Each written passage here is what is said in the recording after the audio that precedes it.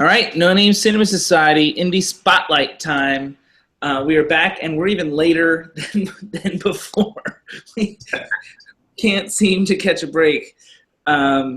So who knows how this is going to go? We can maybe do a super quick indie spotlight here. I'm Jonathan Betzler. I don't have my lower third. Nothing is really working properly tonight. And for a lot of us, I'm not the only one having problems. I'm having the most problems. So we're having like a very off-kilter show tonight. And I was really looking forward to the show because I've had such a bad week, and this was going to be the thing I was really looking forward to. Not just because of the show, but then because I also get to see my buddies here, one of which is J Money. J Money, ready for some indie spotlight action? Oh yeah, here we go. Indie spotlight. All right, and Drunk Davey, how are you, sir? I'm doing well. So so the indie spotlight all year, all throughout 2016, has been films from 2011, and that's been true ever since we started with Shame in January, and we've gone all the way through. And we've been doing it. It's been all films I've recommended so far, and they've been in order that I preferential order, starting with Shame being my favorite and working our way down. Now, Off Hours, tonight's indie spotlight is a film that I liked more than whatever the last indie was. Well, I don't remember what it was. Martha, Marcy, May, Marlene. But we skipped over Off Hours. I think we were going to do it like a while ago because it costs some money on Vimeo. The only way to watch it is to pay like a $4 fee on Vimeo, and I refused at the time, but now I'm down. So we finally get to watch the Off Hours because I'm not that cheap. Before we actually start talking about the Off Hours, hey, J Money, you want to throw up the evening schedule? Maybe. Yep. While he's looking for the photo for the evening schedule, I can tell you that just previously we had an awful discussion of Fantastic Beasts and where to find them because we were all sort of thrown off by the technical glitches. Now we're going to talk about the Off Hours, and we'll try and make it very quick so we have more time to talk about Nashville at around 9 o'clock, which is in 9 minutes, that's obviously not going to happen. And then we have our Sound Off, which is where we're going to probably cut down a lot of stuff. I've got top 5 fantasy films. I got a Sound Off. Davey's supposed to have a diatribe. We'll see what we actually get to. In the meantime, let's talk about the trivia. Do you have the trivia tidbit thing coming? I guess you don't have to worry about that. I have to go look for that one. That's different. Just run with it. Just run with it. I'll roll with it. The trivia on Facebook or the trivia in the broadcast was a Pacific Northwest indie only available on Vimeo. That was the trivia, so that is the Off Hours. The Off Hours on the Facebook trivia question said it was the first film to receive the SSF tag from the Sustainable Style Fund. Sustainable Style Foundation for their use of secondhand furniture and clothing and in their design of the film and other environmentally friendly filming practices. So the Off Hours was a eco-friendly production. Do you have a photo called Waitress somewhere up there, J Money? Yes, I do. Okay. See, I usually have these photos prepped, but my thing isn't working. My photo thing is not working. Let me see if I click on it again. Nope, not working. So let me go to J Money's in charge of photos tonight, and there's Waitress. The Off Hours, ladies and gentlemen, is a slice of life slice in the life of a handful of lonely people in a burned-out burg in the Pacific Northwest, including 2 waitresses, a couple of unemployed musicians, a truck driver, and the alcoholic owner of a diner, and he also owns a laundromat. So that's the Off Hours. How do you guys feel about that summary? Accurate. Highly accurate. So I'm actually recommending this film. That summary, while accurate, which is actually what my notes say, that summary, while accurate, may not sound appealing, but don't be thrown off by that. I think it's a beautiful character piece. And the photo I love right now, Jim, by the way, is called Dusk Walking.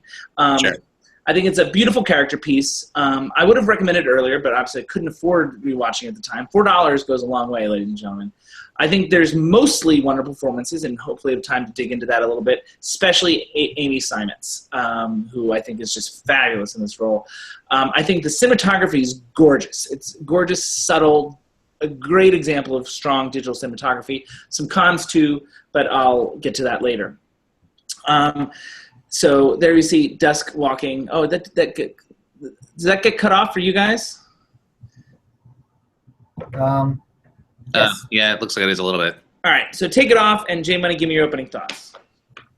It was good. It was good. I'll leave it there, and we'll go to David Joe. I love it when the opening thoughts are brief. David Joe.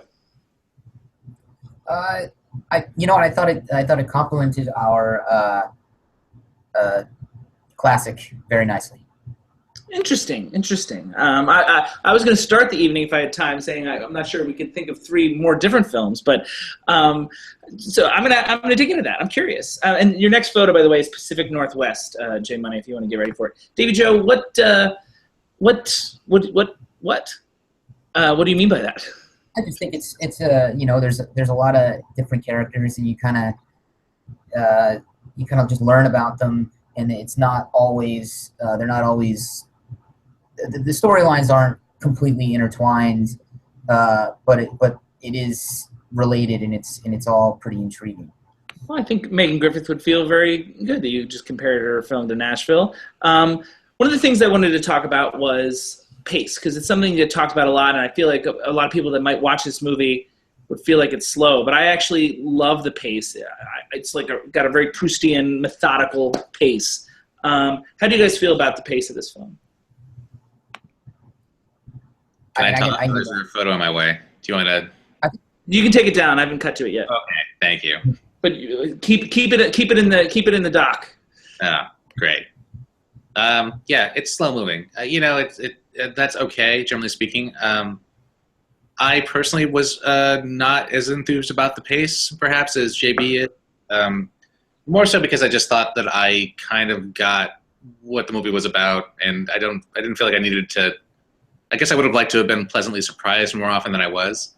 It did sort of redeem itself in the end for me personally, but you know, overall, it was a slow plotting film, and I got that, and you know, it could have picked up a little bit quicker for me, I think, honestly. But I think that it really captured the spirit of decay in a way that made sense. And I think I think the choice for the pace was important. Yeah, and I think it actually like highlights sort of the loneliness and mundanity, if you will. And so I think it's very purposeful. I think it's a choice, and I think it works for this piece. Yeah.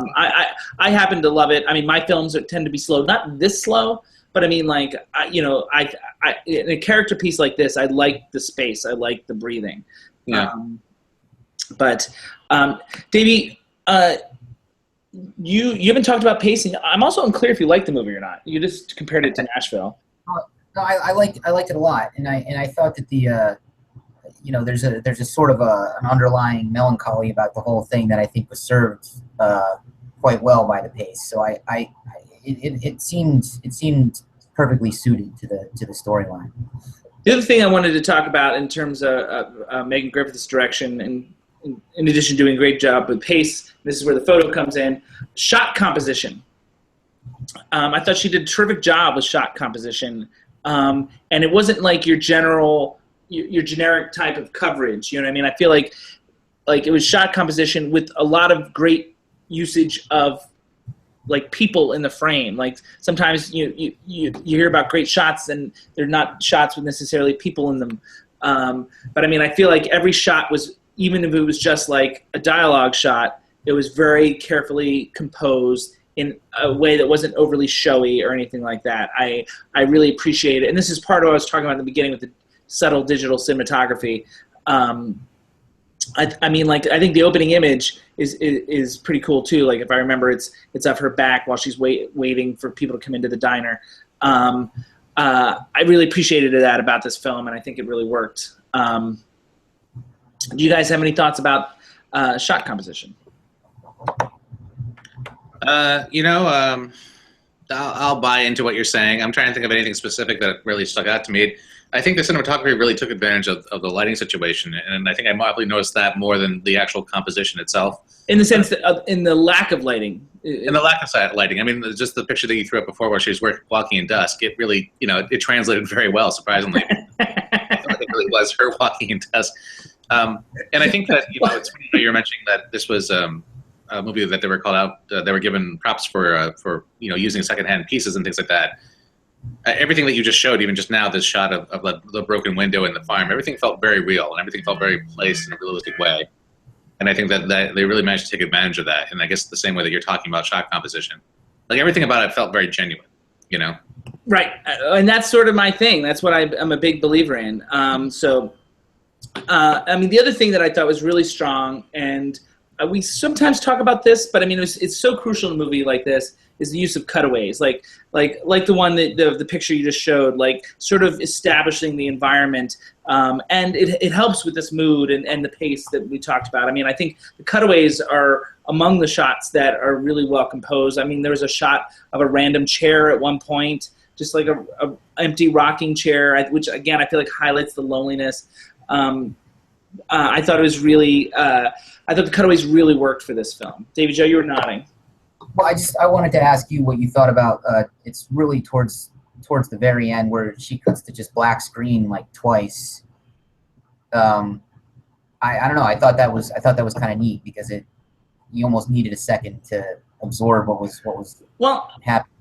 Yes and no. I mean, I think this movie gives you lots of seconds to absorb things. So I don't know about that. J Money, by the way, your next photo is Circles of Oh, I called it. I had that one ready to go. Confusion. Don't pull it up just yet. It's coming. But I don't know about those moments. But I mean, like I feel like they match the pace. You know what I mean? Like I don't think it slowed things down even further. It was slow enough. I don't know if it was necessary, but I didn't call it a big distractor either. But I didn't necessarily love that. Jay Money, you have anything about those moments? Nope, nothing to say about those at all. One thing that did sort of bother, and a common issue with indie films is they often feel empty when they shouldn't, in terms of background. And by background, what's traditionally known as extras, technically we refer to them as background actors. And in this particular movie, there's almost no one else in the movie, right. Aside from like the 10 people that we're talking about. Now, I understand it is, you were highlighting the loneliness of these people and there's no one else in their worlds, just this small sphere. But to some degree that feels almost, if you want to give the film a little credit, you call it stylized. What it probably is just, I don't want to say lazy, that because they probably did what they could afford, and it doesn't hurt the movie because of this loneliness factor, and it accentuates how dead this town is. But it feels strange, like even scenes in bars. At some point it starts to feel a little unbelievable, implausible, if you will. David Joe, you were nodding. I love when you nod when I'm talking. Didn't they say something like it's the only place to eat in 50 miles or something like that? There's a line early on that they try and explain that a little bit. Anyway, yeah, no, it's sparse. It's sparse. J Money, do you have an issue with that or not really? Well, I guess I didn't have an issue with it. It reminded me of my childhood, which was also empty. So I guess I felt like nostalgic as opposed to just like concerned.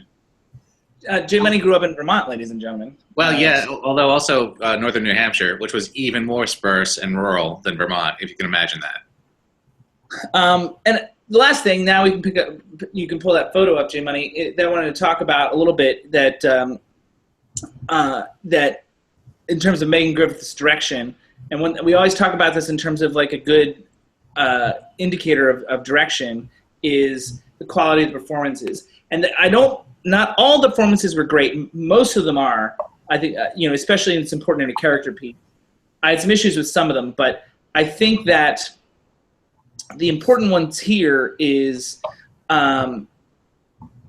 this like they're all like or love or hate the performances. They're all in tone with the movie. You know what I mean? Like they all, get what she's trying to do, or she molded them to really be on board with this, with the tone of the film. So, what do you guys think about performances? Yeah, I agree. They were definitely all on tone perfectly. I'm curious who you thought let you down. I mean, we were talking a little bit earlier about Amy's Simets or Simets. I'm not sure. Simets, I thought. Simets. I mean, she was fantastic. She's actually in another film of mine that is probably my top 10 of all time films, perhaps. So I was happy to see her in another project because is it Melancholy? Which one? It's Upstream Color. Upstream Color, yeah. Upstream Color, yeah. Upstream Color it's one of my favorites. Top 10 all time? Yeah, like all time. I love that film a lot, and it's interesting because I've never seen her really in other projects, so it was actually quite fascinating to see her do this. She's great. I really want to work with her. But Davy Joe performances? Yeah, I thought she was great. I also thought her foster brother was. I liked his performance a lot. You liked him better in this than Batman versus Superman? Just slightly. Yeah, Scoot McNairy's great. Their scenes together are the best in the film, I think. The people to answer Jay Money's question, the people that I feel like let me down, if you will, and why don't you pull up rainy conversation here, Jay Money. The people that let me down, I think one, Tony Dupe, who plays the diner owner and owner of the laundromat. I mean, everybody's doing this less is more thing, but Tony, I feel like, is doing the less is less. He's doing so little that I feel like I'm not getting anything from it. Like, the whole point about less is more is to sort of subtly indicate things. And I feel like in his case, he's taking it too far. Like, I actually, I'm not getting anything from it much at all. And then the other one, is the photo ready? It's up. Oh, I'm not seeing it. Oh, there it is. And the other one, is this truck driver here on the left. He's charming, but he's very surface to me. His name is Ross Partridge. And I didn't buy him at all. I didn't buy why she'd be attracted to him. It's neither of these, I'm being very picky, neither of these performances ruined the movie for me. But I felt like they were a little bit off, foul tips, I would say. I also want to point out how good Gergana Melon is, or I may be pronouncing her name wrong, Mayeen maybe. She's a Serbian actress, as the Serbian waitress. I think she was really strong in the movie. So that's my thing on performances. Anything, you guys, on those? Did you agree, disagree? I'd say maybe they just aren't as good as the other ones, but I didn't have a problem with them. That's basically what I'm saying. I'm saying. I think that I think the owner's alcoholism seemed actually pretty accurate to me. So I don't know if that was part of what maybe the underselling was. We disagree again, sir. Yeah. But I'm an alcoholic, so I guess I feel like No, I guess you're the expert on this. That's right. If only I knew that. So with that in mind, and if you want to pull up anyone out there photo, do you guys feel like there are any themes of this movie? What would you say are the themes of this movie? Because I don't have anything written down. I'm not sure I have an answer for it. I want to see if you guys do. Well, there's the need to find your place. There's the sense of isolation outside of society that you might feel. I mean, she is both outside of society in a popular sense, and she's outside of society as I guess they all are, yes. I mean, the basic loneliness and isolation. Yeah, but I mean, there's an existential crisis that everybody's having, right? So they're all just trying to figure out where they fit, one way or the other. And they're all rejects. Was there something? For sure. And I mean, does that translate itself sexually somehow? Because I feel like everyone in this movie is having sex with one another. Did you get that impression at some point? They've all pretty much had sex with one another, or are about to, or like want to have sex with one another. Like the 5 people that we meet, like yeah, I don't think. Well, that's not an impression. That's it. That they are. All right, fair enough. I was trying to, soft sell it, but yeah, I mean, I'm just saying, like, I feel like that felt, once I realized that she had at one point slept with the diner owner, I started to feel like, oh my god. But then maybe at the point, like, there's nothing else to do.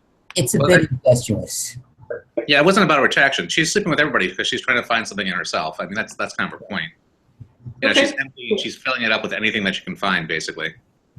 And I do like the film. I do like the film. I just, like, some of these little things bump for me. But, I mean, like, I like the film a great deal. So, Jim, are you back yet?